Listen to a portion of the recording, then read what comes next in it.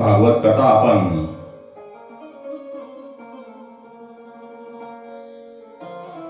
एकाग्र चित्ताने ऐकत असताना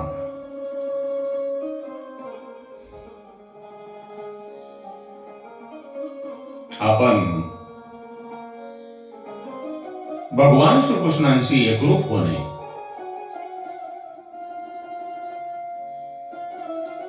हाच भागवत कथेचा मुख्य उद्देश असून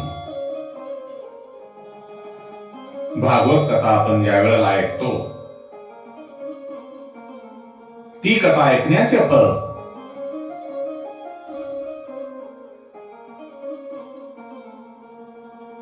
आपणाला लगेच मिळते. म्हणून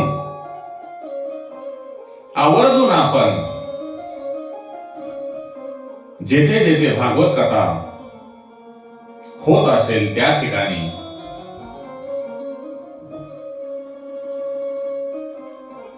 जाऊन वेळात वेळ काढून भागवत कथेचे श्रवण करावे. कारण ही एकच अशी कथा आहे की तुम्हाला ती तात्काळ फळ देते आणि इतर जी काही केलेली कर्म आहेत, तुम्ही भगवंताची साधना असेल, तपश्चर्या असेल, त्याचे फळ तुम्हाला कालांतराने मिळते. पण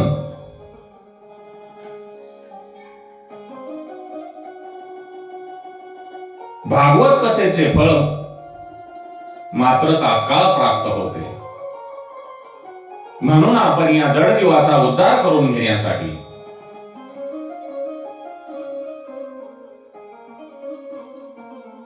भागवत कथा का ऐकू नये? कारण या धगधगीच्या जीवनामध्ये आपणाला भगवंताच्या भक्तीसाठी वेळ मिळत नाही.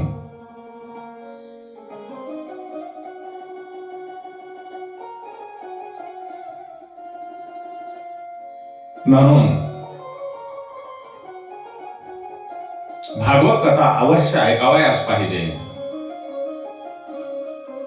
आणि भागवत कथा ऐकल्यामुळे त्या मनुष्याला, त्या जडजीवाला संसाराचे स्मरण राहत नाही, प्रपंचाचे स्मरण राहत नाही आणि तो जीव ईश्वरमय, ईश्वर स्वरूपात लीन होऊन जातो, तन्मय होऊन जातो आणि त्याच्या मनातून या नाशवंत जगासंबंधी, नश्वर जगासंबंधी जे विचार आहेत ते विचार नष्ट होतात. या जगामध्ये राहून सुद्धा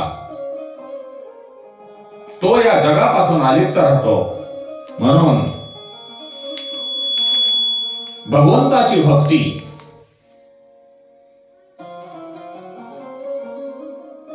करणे किती सोयीचे आहे. तुम्हाला एक उदाहरण सांगतो.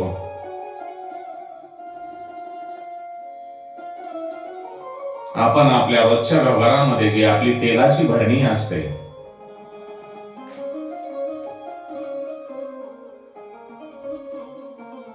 ती आपल्या घरातील महिला मंडळ खूप तिला घासून स्वच्छ धुतात.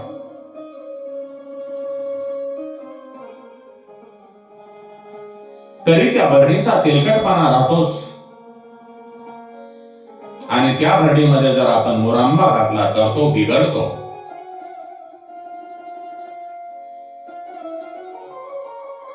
आपल्या मनाचे पण तसेच आहे.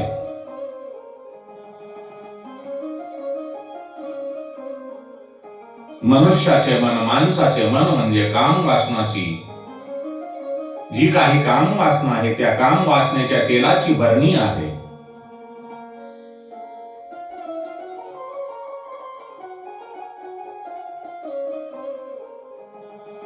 काम वासना रूपी तेल जरी भरणीतून काढून टाकले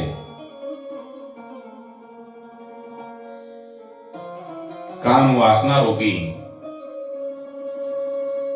तेल जरी त्या बरणीतून काढून टाकले तरी त्या बरणीचा चिकटपणा उरतोच. म्हणजे मनुष्याच्या मनामध्ये सूक्ष्म वासना शिल्लक राहते. मग अशा या मनामध्ये ईश्वराचे स्वरूप कसे टिकणार? म्हणून आपल्या बुद्धीचा चिकटपणा नष्ट व्हावा,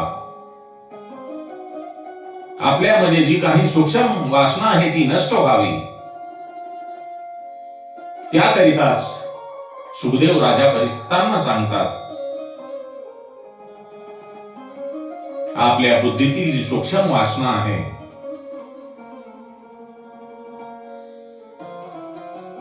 त्या वासना नष्ट करण्यासाठी सिद्ध हो आणि मनाचा दृढ संकल्प करून ज्या सूक्ष्म वासना आहेत त्या नष्ट कर, असे सुखदेव राजा परीक्षितांना सांगत असून ते सांगतात, गुरुची कृपा, भगवंताची कृपा, गुरुची कृपा, भगवंताची दया, भगवंताची कृपा आणि भागवत कथेचा आधार आणि सुखदेवांची दिव्य वाणी, या सर्वामुळे राजा परीक्षित सावध होऊन दृढ चित्ताने एकाग्र मन करून भागवत कथा सेवन करू लागतो.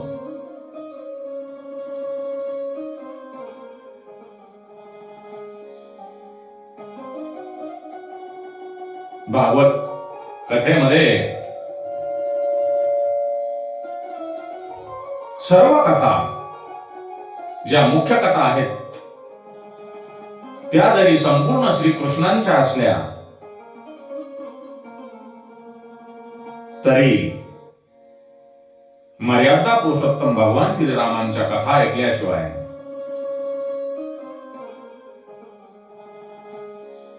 श्रीकृष्णांच्या कथा ऐकता येत नाहीत. आणि प्रभू श्रीरामचंद्रांच्या मर्यादेचे आकलन झाल्याशिवाय श्रीकृष्णांच्या अमर्यादित प्रेमाचे, त्यांच्या अमर्यादित व्याप्तीचे आणि भगवान श्रीकृष्णांच्या आणि गोपींच्या रासलीलांचे आकलन होणार नाही. संप्रदाय कुठलाही असो, संप्रदाय कुठलाही असो, प्रभू श्रीरामचंद्रांच्या मर्यादेचे पालन केल्याशिवाय कोणालाही आनंद मिळत नाही. मनुष्याला थोडीशी जरी संपत्ती मिळाली, धन मिळाले, पैसा मिळाला, अधिकार मिळाला की तो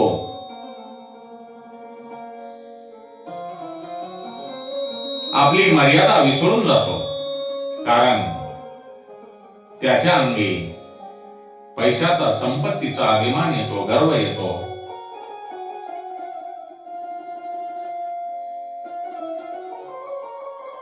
आणि इथेच प्रभू श्री रामचंद्रांच्या मर्यादा या मनुष्याला मदत करतात. जीवन कसे जगावे, कोणत्या पद्धतीने राहावे, काय करावे आणि काय करू नये या दिशा दाखवत असतात. रामांच्या चरित्राचे अनुकरण करावे आणि भगवान श्रीकृष्णांच्या चरित्रांचे चिंतन करावे, त्यांच्यामध्ये तन्मय व्हावे.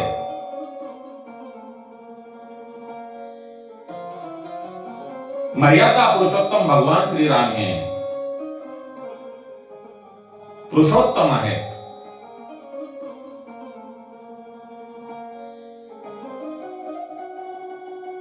त्यांचा आदर्श माणसांनी घेण्यासारखा आहे. मातृप्रेम, पितृप्रेम, बंधुप्रेम आणि एक पत्नी व्रत हे प्रभू श्रीरामचंद्रांनी मांडलेले बाळगलेले आदर्श आहेत. आणि रामायण ग्रंथातील जी काही पात्र आहेत ती पात्र आदर्श चरित्राची आहेत. भाविकांनो, भगवान श्रीकृष्णांचे अनुकरण करणे कठीण आहे.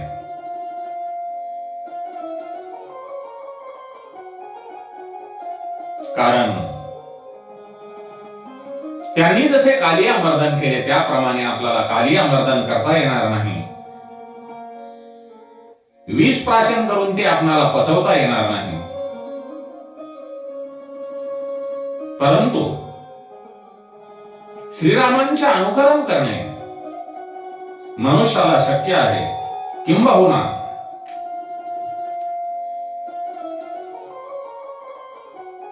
या समाजातील, या जगातील आदर्श मानव कसा असावा याचे दिग्दर्शन मर्यादा पुरुषोत्तम भगवान श्रीरामांच्या चरित्राकडे पाहिले की आपल्या लक्षात येते. आपल्याला वाटत असेल प्रभू श्री रामचंद्रांचा जन्म राक्षसांना मारण्यासाठी होता. रामांनी राक्षसांना मारले, परंतु सर्वात महत्वाचे रामांचा जन्म हा या मनुष्य प्राण्याला मानव धर्म शिकविण्यासाठी होता. म्हणून रामलीला ही सरळ आहे आणि कृष्ण गीता ही गहन आहे. कृष्ण लीला ही गहन आहे.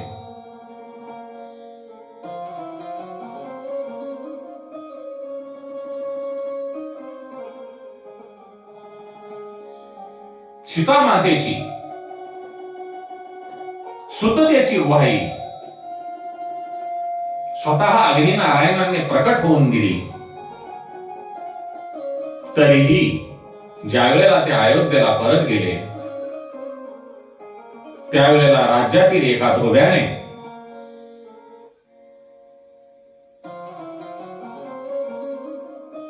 शंकेचे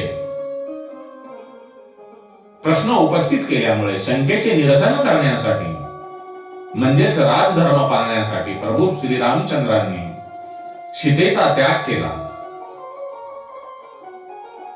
राजधर्म म्हणजे राज्यातील लोकांची सेवा करणे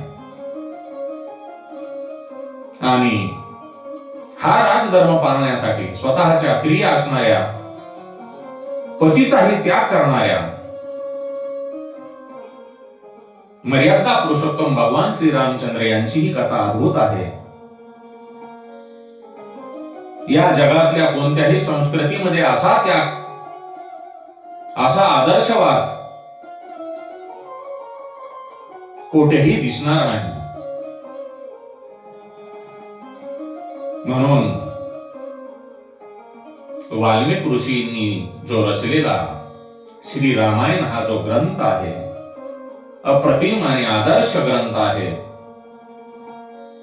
आणि रामकथा ही आदर्श आणि अद्भुत अशी कथा आहे.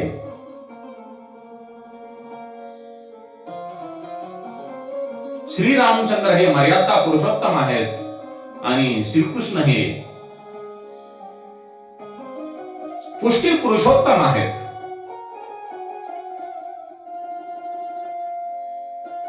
रामांच्या नावामध्ये एकही जोडाक्षर नाही आणि श्रीकृष्णांच्या नामामध्ये एकही साधे अक्षर नाही. रामांचा जन्म दुपारी 12 वाजता झाला आणि श्रीकृष्णांचा जन्म रात्री 12 वाजता झाला.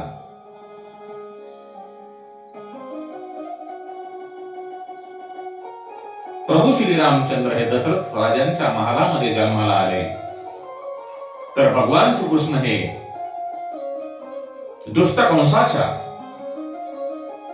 कारागृहामध्ये जन्माला आले.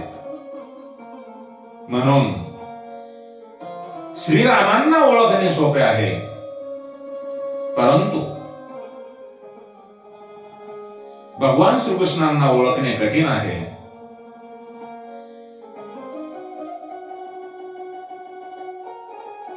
म्हणून श्रीरामांची मर्यादा जी आहे ती जीवनामध्ये उतरवणे कठीण आहे. आणि श्रीकृष्णांचे निर्व्याज प्रेम मनात उतरवणे, बिंबवणे फार कठीण आहे. जर मनुष्याने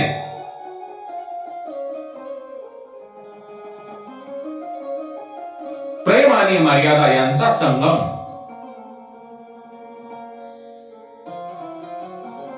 आपल्या जीवनामध्ये जर उतरवला तर नक्कीच तो प्राणी सुखी होतो.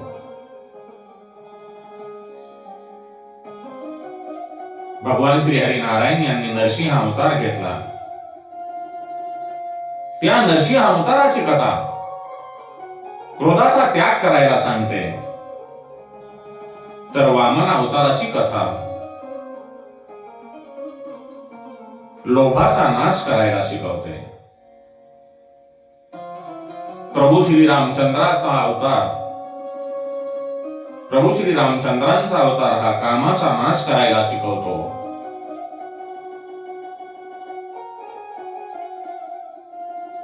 आणि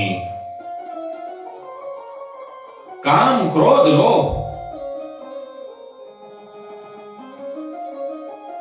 यांचा नाश झाल्यावरच त्या जड जीवाला, त्या मनुष्याला भगवान श्रीकृष्ण प्राप्त होतात. म्हणून आपण नेहमी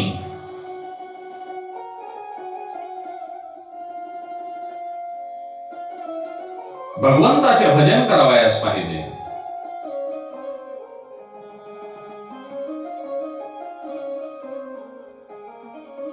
परंतु आपण तसे करत नाहीत.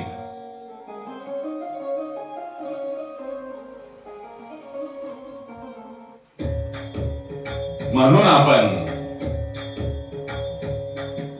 2 मिनिट मर्यादा पुरुषोत्तम श्रीराम आणि भगवान श्रीकृष्ण यांचे भजन करू.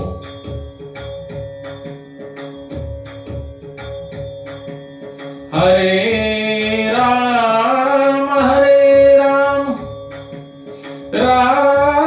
राम हरे हरे, हरे कृष्ण कृष्ण कृष्ण हरे हरे, हरे राम राम राम हरे हरे, हरे कृष्ण कृष्ण कृष्ण हरे हरे, हरे राम राम राम हरे हरे, हरे कृष्ण कृष्ण कृष्ण हरे हरे, हरे राम राम राम हरे हरे, हरे कृष्ण कृष्ण कृष्ण हरे हरे, हरे राम राम राम हरे हरे, हरे कृष्ण कृष्ण कृष्ण हरे हरे. श्री राम जय जय राम, श्री राम जय जय राम, श्री राम जय जय राम, श्री राम जय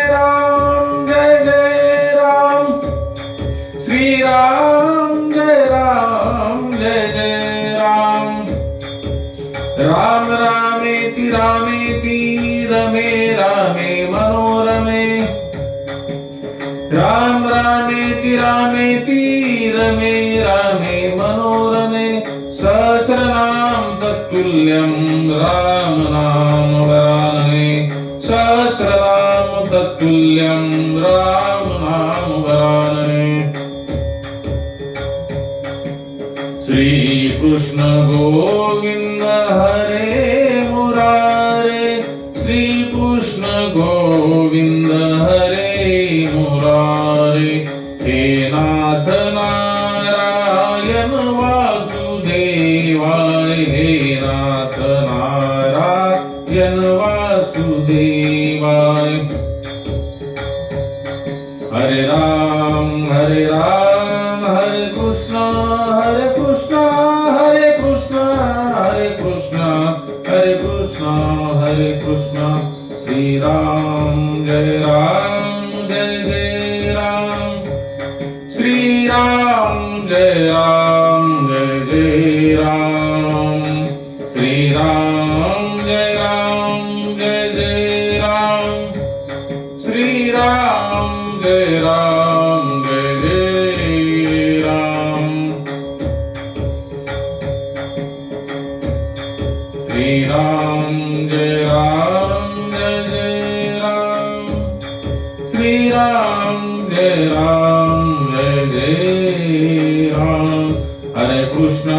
हरे कृष्ण कृष्ण कृष्ण हरे हरे हरे राम राम राम हरे हरे राम हरे हरे हरे कृष्ण कृष्ण कृष्ण हरे हरे